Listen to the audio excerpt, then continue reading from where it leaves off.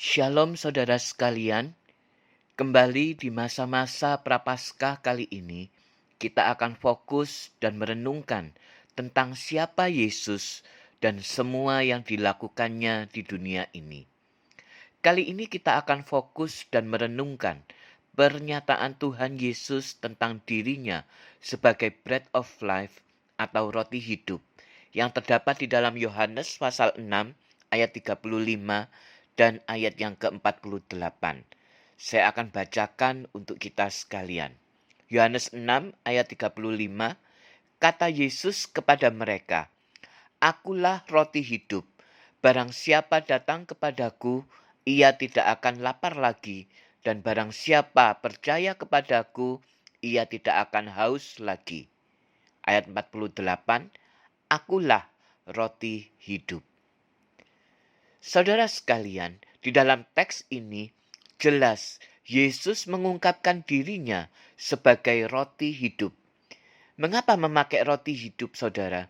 Karena roti adalah sesuatu yang esensi, sesuatu yang penting bagi kehidupan bangsa Israel pada waktu itu. Karena roti adalah makanan sehari-hari pada saat itu. Yesus mengungkapkan identitasnya sebagai roti hidup yang turun dari surga untuk menunjukkan bahwa Dia adalah Allah yang turun ke dalam dunia ini. Dia bukan hanya manusia yang mati lalu bangkit dan naik ke surga. Bukan hanya sekedar itu saja, saudara. Namun surga adalah tempat asalnya dan Dia mengungkapkan identitasnya itu setelah Dia melakukan mujizat. Ketika orang banyak mendengarkan pengajaran Yesus, di mana Yesus mengajarkan hal-hal rohani, dan ketika hari mulai malam, maka mereka memerlukan makanan. Lalu murid-murid memberikan usul menyuruh supaya mereka pulang. Tetapi Yesus menyuruh murid-murid untuk memberikan mereka makan. Namun murid-murid mendapati tidak cukup uang untuk membeli makanan. Dan kemudian Yesus melakukan mujizat, yaitu 5 roti, 2 ikan, diubahnya untuk memberikan makan kepada semua orang yang hadir pada waktu itu. Setelah orang-orang makan dan kenyang, lalu dikumpulkannya mereka, ternyata sisanya masih 12 bakul. Dan orang banyak itu terus mencari Yesus kemanapun dia pergi. Orang banyak itu mencari Yesus bukan karena melihat tanda. Tanda adalah menunjukkan mujizat, yaitu peristiwa yang menunjuk pada sesuatu yang lebih besar, yaitu pribadi Yesus itu sendiri. Ketika Yesus melakukan mujizat memberi makan 5.000 orang, adalah tanda yang menunjukkan bahwa Dia, Yesus, adalah sumber kehidupan. Tetapi orang banyak itu puas bukan karena tanda yang menunjukkan bahwa Yesus adalah sumber kehidupan itu. Tetapi mereka puas karena hanya berkat makanan, berkat minuman, berkat jasmani, dan kenyang dengan berkat tersebut. Ini adalah problem zaman dahulu dan problem zaman sekarang, bukan? Yaitu ketika kita mencari Yesus, bukan untuk mencari Yesusnya, tetapi hanya untuk mencari berkatnya saja.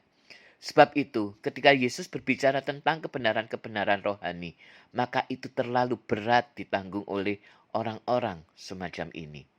Orang yang mencari Yesus untuk berkatnya saja, maka mereka tidak dapat menerima pengajaran yang keras. Sehingga banyak dari antara mereka yang akhirnya mengundurkan diri. Demikian juga dengan kita. Bukankah kita seringkali merasakan bahwa kita ini sudah kelelahan, kita sendiri tidak dapat menerima pengajaran yang dilakukan oleh Tuhan. Oleh karena itu, saudara sekalian, orang-orang ini disebut hanya sebagai kerumunan orang banyak dan bukan orang yang berkomitmen untuk mengikut Yesus. Mereka adalah penggemar Yesus dan bukan pengikut Yesus. Bagaimanakah dengan hidup kita hari ini? Kita mencari Yesus atau hanya berkatnya saja? Kita pengikut Yesus atau hanya sebagai penggemar saja? Mari kita berdoa. Tuhan, terima kasih kalau Engkau telah menyatakan bahwa Engkaulah roti hidup, Engkaulah sumber kehidupan kami. Namun seringkali kami datang kepadamu, kami mencari Engkau hanya untuk mencari berkat-berkat-Mu saja. Ampuni kami Tuhan, ajar kami untuk menjadi murid-murid Tuhan yang setia, menjadi pengikut-Mu yang setia, dan bukan hanya sebagai penggemar saja. Di dalam nama Tuhan Yesus, kami berdoa. Amin.